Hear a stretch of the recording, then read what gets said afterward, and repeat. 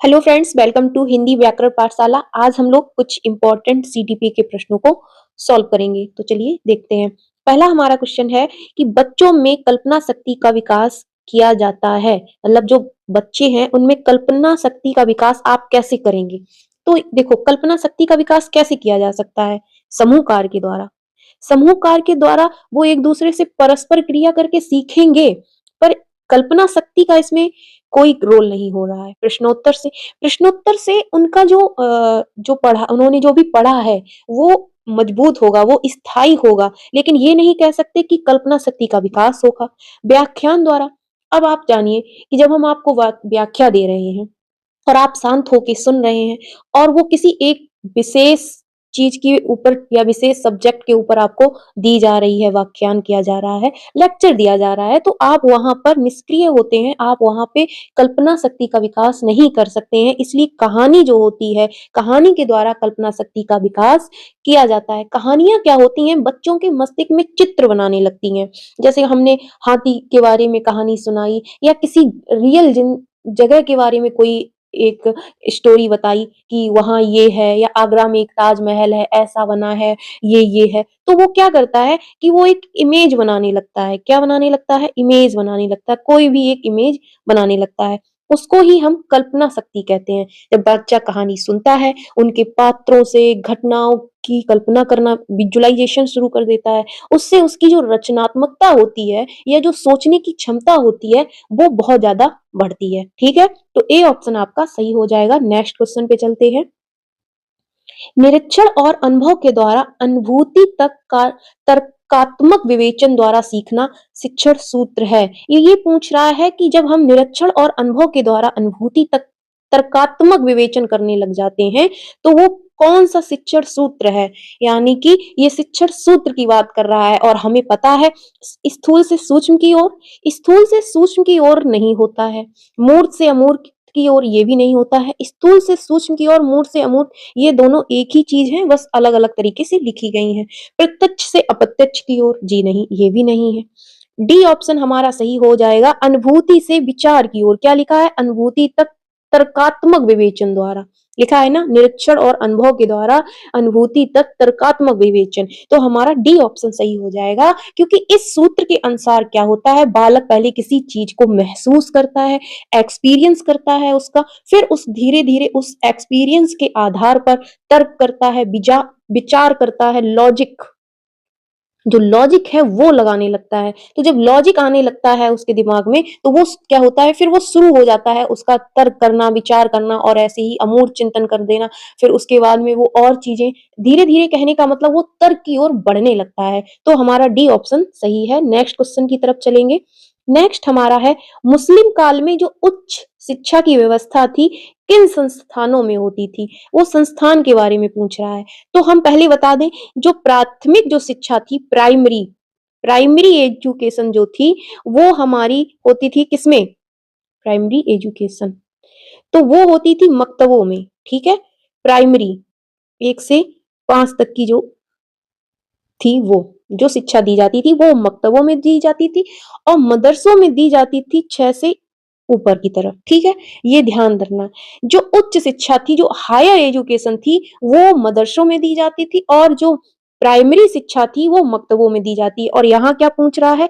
उच्च शिक्षा, higher education की बात हो रही है, इसीलिए हमारा बी ऑप्शन सही हो जाएगा। नेक्स्ट क्वेश्चन पे चलते हैं। नेक्स्ट है, परामर्श की प्रक्रिया का प्रमुख अंग क्या है? देखिए, सबसे पहले हम जानते हैं परामर्श क्या है। परामर्श होता है काउंसलिंग करना। मतलब किसी को बहुत ज्यादा किसी चीज की जैसे वो कंफ्यूज है या वो नहीं समझ पा रहा है, तो उसको जब हम एक सॉल्यूशन देते हैं, जो एक्सपर्ट होते हैं वो उसको बताते हैं, उस समस्या का एक हल के ऊपर जो बात होती है वो होता है परामर्श करना, परामर्श देना, काउंसलिंग करना। तो क्या होता है, इसमें 3 लोग होते हैं। इसमें 3 लोग होते हैं। कौन-कौन? एक तो हमारा होता है परामर्शदाता। ठीक है? कौन होता है? परामर्शदाता। दूसरा होता है सेवार्थी और तीसरा क्या होता है? लक्ष्य, जो कि यहाँ लिखा है। एक हमारा होता है परामर्शदाता, दूसरा होता है सेवार्थी और तीसरा होता है परामर्श की प्रक्रिया में जो 3 प्रमुख अंक हैं, यही होते हैं। परामर्श क्या करता है? परामर्शदाता कौन है? एक्सपर्ट होता है। कोई बहुत ही परामर्श देने में एक्सपर्ट है या सुझाव देने में एक्सपर्ट है और सेवार्थी जिसको सहायता की ज़रूरत है, ये वो इंसान है। और परामर्श के लक्ष्य कहने का मतलब जो सॉल्यूशन है, अगर वही नहीं होगा, तो परामर्शदाता और सेवार्थी ये दोनों ही नहीं होंगे। तो ये जो लक्ष्य है, वो परामर्श का इसीलिए हमारा डी ऑप्शन सही हो जाएगा। हम ये समझते हैं क्योंकि परामर्शदाता, सेवार्थी और परामर्श के लक्ष्य ये तीनों इसमें शामिल होते हैं। नेक्स्ट क्वेश्चन पे चलते हैं। नेक्स्ट हमारा है यशपाल समिति का गठन कब किया गया था? तो सबसे पहले जानते हैं यशपाल समिति का जो गठन है वो 1992 में किया गया था और ये किसने किया था? ये यशपाल जो थे प्रोफेसर यशपाल जो थे, उनकी अध्यक्षता में हुआ था। जो 1992 में समिति आई थी, उसका गठन 1992 में ही हुआ था यशपाल सिंह के द्वारा। तो इसका मुख्य क्या क्या रिपोर्ट का क्या नाम था? इसकी रिपोर्ट का मुख्य नाम यही था या मुख्य संदेश यही था, लर्निंग विदाउट बर्डन मतलब शिक्षा बिना बोझ के। Learning without burden. ये कौन बात करता है? ये यशपाल समिति की में रिपोर्ट थी। ये प्रोफेसर यशपाल की जो समिति आई थी, उसमें ये बात की गई थी कि जो स्कूल है, उसमें बैग के बोझ को कम करने पर जोर दिया जाए। स्कूल बैग के बोझ को कम करने पर जोर देने की बात की गई थी। नेक्स्ट क्वेश्चन हमारा क्या है? पीएमओएसटी कार्यक्रम शुरू किया गया था। तो ये कब शुरू किया गया था? ये 1986 में शुरू किया गया था। कब? 1986 में शुरू किया गया था। ठीक है। अब सबसे पहले जानते हैं पी एम ओएसटी क्या है? तो पीएमओएसटी होता है program of mass orientation of school teacher, जिसका हिंदी में अर्थ बोले, अगर हिंदी में बात करें तो इसको बोलते हैं स्कूल शिक्षकों के लिए जन अभिविन्यास कार्यक्रम। तो इसको क्या कहते हैं? इसको बोलते हैं प्रोग्राम। इसको क्या कहते हैं? प्रोग्राम कहते हैं। इसको कहते हैं मास और इसको ओरिएंटेशन। ओरिएंटेशन और इसको बोलते हैं स्कूल और इसको कहते हैं टीचर। अच्छा, इनका काम क्या होता है? तो program of mass orientation school teacher इसका फुल फॉर्म है, जिसको हिंदी में कहते हैं स्कूल शिक्षकों के लिए जन अभिविन्यास कार्यक्रम। ये 1986 में लागू किया गया था। राष्ट्रीय शिक्षा नीति की सिफारिशों पर ये आया था। इसका कार्य होता है शिक्षकों को प्रशिक्षित करना। क्या कार्य है इसका? शिक्षकों को प्रशिक्षित करना ही इसका कार्य है। ये शिक्षकों को प्रशिक्षित करने हेतु शुरू किया गया था। ठीक है। नेक्स्ट क्वेश्चन पे चलते हैं। नेक्स्ट हमारा है खंड शिक्षा अधिकारियों द्वारा सत्र में अपने विकास खंड के कितने विद्यालयों का निरीक्षण किया जाना आवश्यक है? अब खंड शिक्षा अधिकारी ये बात कर रहा है ब्लॉक एजुकेशन ऑफिसर यानी कि बीईओ की। किसकी बात हो रही है? बीईओ की बात हो रही है। ठीक है। इनको कहते हैं ब्लॉक एजुकेशन ऑफिसर, ये भी जानते रहिए। इसको जो है शैक्षिक गुणवत्ता बनाए रखने के लिए, मतलब बीईओ का क्या कार्य है? शैक्षिक गुणवत्ता बनाए रखने के लिए एक एक जो निश्चित संख्या दी गई थी वो 20 थी। इसीलिए बी ऑप्शन आपका सही हो जाएगा। 20 स्कूलों में आपको सघन निरीक्षण करना है। ये खंड शिक्षा अधिकारियों के लिए कहा गया था। किसमें कहा गया था? ये प्रशासनिक नियमों के अनुसार बोला गया था, शैक्षिक गुणवत्ता के लिए। ठीक है। नेक्स्ट क्वेश्चन पे चलते हैं। नेक्स्ट हमारा है परियोजना विधि एक प्रकार की योजना है। तो परियोजना विधि किसे कहते हैं? प्रोजेक्ट विधि को परियोजना विधि कहते हैं। तो ये कैसी किस प्रकार की? निरंकुश। जब परियोजना है, प्रोजेक्ट बनाने में कभी निरंकुश लगाया जाता है? आप किसी प्रोजेक्ट को बना रहे हैं या स्वयं करके सीख रहे हैं तो वहां पर निरंकुश की कोई बात ही नहीं है। हस्तक्षेप ना करना ऐसा भी कुछ नहीं है। ये जो एक प्रकार की योजना होती है ये लोकतांत्रिक होती है। कैसी होती है? लोकतांत्रिक। इसका सही आंसर क्या हो जाएगा? सी ऑप्शन इसका सही आंसर हो जाएगा। परियोजना विधि में छात्र क्या करते हैं? अपनी रुचि के अनुसार कार्य को चुनते हैं कि उन्हें किस प्रोजेक्ट पर या किस चीज में क्या करना है, क्या कार्य करना है उसमें, और फिर वो एक समूह बनाते हैं और उस समूह के साथ वो मिलकर उस काम को अंजाम देते हैं। इसमें शिक्षक क्या होता है? केवल मार्गदर्शक होता है। क्या होता है? मार्गदर्शक होता है इसमें शिक्षक। मार्गदर्शक का कार्य कौन करता है? इसमें शिक्षक मार्गदर्शक का कार्य करता है। इसीलिए ये जो होती है, ये डेमोक्रेटिक विधि होती है, लोकतांत्रिक विधि होती है। ठीक है, अब नेक्स्ट क्वेश्चन पे चलते हैं। नेक्स्ट हमारा है सीखने की खेल विधि उपयोगी है। खेल विधि क्यों उपयोगी है और किसके लिए उपयोगी है? सबसे पहले तो यही बात की गई है, बाल्यावस्था के लिए, पूर्व बाल्यावस्था के लिए होती है। देखो, हमारा सीटेट जो है वो 0 से 2 मानता है शैशवावस्था, 2 से जो, या कह सकते हैं 2 या 3 से 6 वर्ष तक के बच्चों को प्री, जो पूर्व बाल्यावस्था है, इसको मानता है प्री चाइल्डहुड। और उसके बाद में फिर 6 से जो 12 वर्ष है उसको बोलता है वो चाइल्डहुड। तो ये हमारा बी ऑप्शन यहाँ सही हो जाएगा। खेल विधि के लिए पूर्व बाल्यावस्था उपयोगी होता है। क्यों उपयोगी होता है? खेल विधि क्या होती है? प्ले वे मेथड होता है, जिसमें छोटे जो बच्चे होते हैं ये उनके लिए बहुत प्रभावी होती है, क्योंकि वे क्या करते हैं, खेल खेल में बिना तनाव के स्वाभाविक रूप से सीखते हैं खिलौनों के साथ। अब ये छोटे बच्चों के लिए ही है, तो आप मान लीजिए यहाँ पे कि 2 से 6 वर्ष मतलब पूर्व बाल्यावस्था की बात हो रही है, क्योंकि यहाँ शैशवावस्था लिखी नहीं है। ठीक है, और शैशवावस्था में बच्चे अपनी इंद्रियों के द्वारा सीखते हैं, खिलौनों के द्वारा नहीं सीखते हैं। इस बात पर आप कंफ्यूज नहीं होना चाहिए। आपको ये ध्यान में रखना है कि जो पूर्व बाल्यावस्था के बच्चे हैं, जो 2 से ऊपर के बच्चे हैं, वो खिलौने से खेलते हैं। जो शैशवावस्था में बच्चे होते हैं, 0 से 2 वर्ष के बच्चे होते हैं, वो क्या करते हैं, वो अपनी इंद्रियों से सुनकर, खेल कर, सुनकर, बोल कर, मतलब बोल तो नहीं पाते हैं, सुनकर, हंसकर, रोकर, ऐसे वो इंद्रियों के साथ द्वारा जो है वो सीखते हैं। तो नेक्स्ट क्वेश्चन पे चलते हैं। नेक्स्ट हमारा क्वेश्चन है, विज्ञान शिक्षण की वह विधि जिसमें विद्यार्थी को एक खोजी के रूप में कार्य करने के अवसर दिए जाते हैं, तो वो क्या कहलाती है? जब एक विज्ञान, मान लो एक विज्ञान की शिक्षण की एक विधि है जिसमें विद्यार्थी को एक खोजी के रूप में, कि तुम्हें कोई बात, कोई चीज दे दी जाएगी कि इसके बारे में रिसर्च करनी है, तो वो जो रिसर्च करने का अवसर दिया जा रहा है उसको क्या कहते हैं? तो जाहिर सी बात है, उसको क्या बोलेंगे? ह्यूरिस्टिक विधि बोलेंगे। सी ऑप्शन हमारा सही हो जाएगा। अब ह्यूरिस्टिक विधि जो थी, इसके प्रतिपादक H.E. आर्म स्ट्रॉन्ग थे। इस विधि में क्या होता है? इस विधि में छात्र को समस्या दी जाती है, ठीक है, और वह स्वयं खोज कर डिस्कवरी करने लगते हैं, समाधान ढूंढने लगते हैं। तो इसमें जो छात्र है वो, मतलब ये बाल केंद्रित शिक्षा होती है, बाल केंद्रित विधि होती है, इसको ध्यान में रखना है। और ह्यूरिस्टिक विधि इसको बोलते हैं जब हम खोज करते हैं, खोजी के रूप में कार्य करते हैं। ठीक है, तो सी ऑप्शन हमारा सही हो जाएगा। नेक्स्ट क्वेश्चन पे चलते हैं। सुकराती विधि किसे कहते हैं?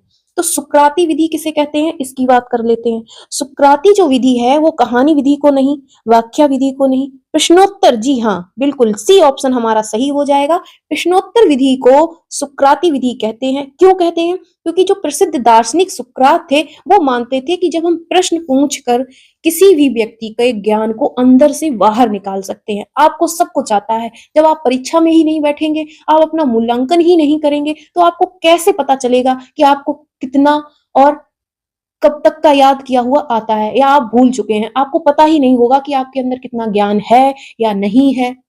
इसीलिए तो परीक्षाएं होती हैं, इसीलिए तो प्रश्नों पर अभ्यास किया जाता है, क्योंकि प्रैक्टिस मेक मोर परफेक्ट। इसीलिए जो क्वेश्चन होते हैं वो हम जब जितना ज्यादा अभ्यास करते हैं, सीटेट अभ्यास पे ही होता है, जितना इसमें रटने जैसा कुछ है ही नहीं। जितना आप सीटेट में अभ्यास कर लेते हैं उतना ही अच्छा आप स्कोर कर पाते हैं सीटेट में, क्योंकि सीटेट आपकी समझ का परीक्षण है। ठीक है, ये बात ध्यान में रखनी है। तो हमारा सी ऑप्शन सही हो जाएगा। प्रश्नोत्तर विधि की बात कर रहे हैं, ठीक है, इसको सुकराती विधि भी कहते हैं। नेक्स्ट क्वेश्चन पे चलते हैं। नेक्स्ट हमारा क्वेश्चन है, शिक्षा में समावेशन का अर्थ क्या है? हमने कल भी आपको बताया था और आज भी हम बताएंगे समावेशन का क्या अर्थ है। इंक्लूसिव जो एजुकेशन है वो क्या कहता है? इंक्लूसिव एजुकेशन कहता है कि सभी छात्र गरीब, अमीर, कैसे, किसी भी वैयक्तिक भिन्नता के साथ हो, किसी भी परिवेश के साथ हो, किसी भी तरीके के हो, विकलांग हो, नॉर्मल हो, किसी भी तरीके के या विशेष छात्र हों, किसी भी तरीके के छात्र हों, उन्हें बिना किसी भेदभाव के एक साथ एक छत के नीचे पढ़ाया जाए, वही होती है समावेशन शिक्षा। तो हमारा इसमें कौन सा सही हो जाएगा आंसर? शारीरिक अयोग्य बालक को शिक्षा प्रदान करना, ये समावेशी शिक्षा नहीं है। हमने अभी बताया सभी विद्यार्थियों को शिक्षा की मुख्य धारा प्रणाली में स्वीकारना। जी हाँ, बिल्कुल डी ऑप्शन हमारा सही हो जाएगा। सभी विद्यार्थियों को शिक्षा की मुख्य धारा प्रणाली में स्वीकार करना और उनको एक साथ एक छत के नीचे शिक्षा देना। नेक्स्ट क्वेश्चन पे चलते हैं। नेक्स्ट हमारा है पिछड़े बालकों की शिक्षा में रुचि बढ़ाने के लिए क्या किया जाना चाहिए? जो पिछड़ गए हैं बालक, अब वो उनका तो मन नहीं लग रहा है पढ़ने में, किसी भी कारण वो पिछड़ गए हों, तो अब उनमें जो रुचि है वो कैसे बढ़ाई जाए? तो वो रुचि बढ़ाई जा सकती है पाठ्यक्रम में खंडों में करके पढ़ाना चाहिए। किसमें?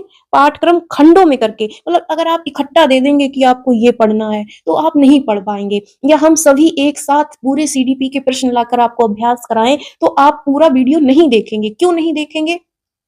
क्या होता है कि फिर बोरिंग लगने लगती है। रुचिकर बनाने के लिए उन्हें खंडों में पढ़ाना ही सुटेबल होता है। इसीलिए पिछड़े बालकों को जब हम बड़े पाठ कठिन लगने लगते हैं तो वो फिर उनके लिए रुचि ही नहीं रहेगी और फिर वो पढ़ने में मन ही नहीं लगाएंगे। तो उनके लिए क्या होता है, पाठ्यक्रम को छोटे छोटे टुकड़ों में बांट दिया जाता है, उन्हें सब्जेक्ट वाइज जिसे टॉपिक वाइज पर ले आते हैं और फिर वे आसानी से समझ पाते हैं। इसी तरीके से उनको रुचि बढ़ाने का कार्य किया जाता है। तो बी ऑप्शन हमारा सही हो जाएगा। नेक्स्ट क्वेश्चन पे चलते हैं। नेक्स्ट हमारा है बाल अपराधियों में सुधारात्मक प्रक्रिया सुचारू रूप से चलाने के लिए किसकी मदद ली जाती है? अब जो बच्चे हैं वो बाल अपराधी हैं और उन्हें सुधारने का कार्य करना है, तो उनके लिए क्या करना चाहिए भाई? उन्हें शिक्षक नहीं सुधार सकता। शिक्षक सुधार सकता है? नहीं सुधार सकता है। उनके लिए मनोचिकित्सक की जरूरत होती है, पुलिस की भी जरूरत नहीं होती है। बी ऑप्शन हमारा सही हो जाएगा। मनोचिकित्सक अक्सर जो होते हैं वो उनको सजा तो नहीं देते हैं, लेकिन उनकी परामर्श मतलब उन्हें परामर्श देते हैं और परामर्श की ऐसे छात्रों को ज्यादा ऐसे बालकों को ज्यादा आवश्यकता होती है जो बाल अपराधी हैं, जो छोटे ही उम्र में अपराध कर देते हैं, उन्हें ही हम बाल अपराधी कहते हैं। इनका क्या होता है, मानसिक तनाव या गलत माहौल के कारण अपराध करते हैं, क्योंकि उनमें उतनी समझ तो होती नहीं है। अब वो किसी को गलत करते देख रहे हैं तो वो गलत सीख रहे होते हैं, तो उन्हें परामर्श की जरूरत होती है। इसीलिए हमें मनोचिकित्सक इसमें जो है बी ऑप्शन सही हो जाएगा। नेक्स्ट क्वेश्चन पे चलते हैं। नेक्स्ट हमारा है कि समस्यात्मक बालकों में कौन कौन से दोष पाए जाते हैं? क्या लिखा है? समस्यात्मक बालक। अब जिसमें समस्या उत्पन्न बालक है तो उसमें क्या दोष होंगे? चोरी करना हो सकता है भाई, क्योंकि समस्यात्मक बालक है और वो परेशान करने पे है, तो वो चोरी करना, झूठ बोलना, तोड़फोड़ करना, आक्रामक होना, उत्तेजित होना, ये सभी उसके अंदर जो गुण हैं या दोष हैं, गुण नहीं कहेंगे दोष कहेंगे, ये सभी जो दोष हैं वो उसके अंदर पाए जाएंगे। अच्छा, जो समस्यात्मक बालक होते हैं उनका जो व्यवहार है वो सामान्य बालक जैसा नहीं होता, उनसे थोड़ा अलग होता है। वो बहुत जल्दी एकदम परेशान हो जाएंगे, परेशानी पूरी क्लास में परेशानी खड़ी करेंगे, किसी से भी झगड़े कर देंगे, चोरी करेंगे, झूठ बोलेंगे, आक्रामक हो जाएंगे, कुछ भी अगर नहीं पसंद आ रहा है तो क्लास से उठ के चल देंगे। ऐसे बालक जो होते हैं उनके अंदर ये सारे दोष आते हैं। तो नेक्स्ट क्वेश्चन पे चलते हैं। नेक्स्ट हमारा है कि निम्नलिखित में से क्या मंदबुद्धि बालकों को की अनिवार्य विशेषता नहीं है? मतलब जो मंदबुद्धि के बालक हैं उनकी अनिवार्य विशेषता क्या नहीं है, ये इसमें प्रश्न में पूछ रहा है। तो मंदबुद्धि के बालक में क्या अनिवार्य विशेषता नहीं होती है? ये जो होते हैं, अब हम लोगों की ऐसी कई लोग अवधारणाएं बनाए रखते हैं कि मंदबुद्धि का है तो गरीब जो है वो मंदबुद्धि का होगा, या जो विकलांग है, हैंडीक्राफ्ट है, वो मंदबुद्धि का होगा। नहीं, उससे मानसिक रूप से कोई कमजोर है, इसका मतलब ये नहीं कि वो शारीरिक रूप से कमजोर है या फिर वो संवेगात्मक रूप से कमजोर है, ऐसा कुछ नहीं होता है। मंदबुद्धि बालकों की इसमें विशेषता नहीं की बात हो रही है, और वो लिखा है कि शारीरिक विकलांग होना, इसमें ऐसा कोई वो जरूरी बात नहीं है। मौलिकता का अभाव हो सकता है, अमूर्त चिंतन का अभाव हो सकता है। क्यों? अब अमूर्त चिंतन का अभाव है, हो सकता है वो ज्यादा नहीं उस स्तर पे जाके नहीं सोच पा रहा है, इसीलिए उसको मंदबुद्धि बालकों में रखा गया है। सीखने की गति जो है उसकी वो और लोगों से, यानी कि जो प्रतिभाशाली बालकों की बात नहीं हो रही, सामान्य बालकों से भी उसकी जो बुद्धि है वो मंद है, उसके सीखने की जो गति है वो धीमी है, इसीलिए उसे मंदबुद्धि बालक कहा गया है। लेकिन ये नहीं कह सकते कि आप शारीरिक रूप से विकलांग हैं तो आप मंदबुद्धि बालक होंगे, ये ऐसी कोई विशेषता नहीं होती है। इसीलिए नहीं की बात पूछ रहा है तो डी ऑप्शन हमारा सही हो जाएगा। नेक्स्ट क्वेश्चन पे चलते हैं। नेक्स्ट हमारा है और ये हमारा आज का लास्ट क्वेश्चन है। विशिष्ट वालक सामान्य वालक से हो सकते हैं। अब इसमें बोल रहा है कि विशिष्ट वालक और सामान्य वालक इन दोनों में मतलब कौन किस में हो सकता है? तो निम्न स्तर के हो सकते हैं? नहीं। उच्च स्तर के हो सकते हैं? नहीं। निम्न या उच्च स्तर के? जी, दोनों। ये जो है एवं नहीं या सी ऑप्शन हो जाएगा। क्यों? क्योंकि विशिष्ट वालक जो होते हैं वो गॉड गिफ्टेड होते हैं, वो उच्च स्तर में आते हैं, ठीक है।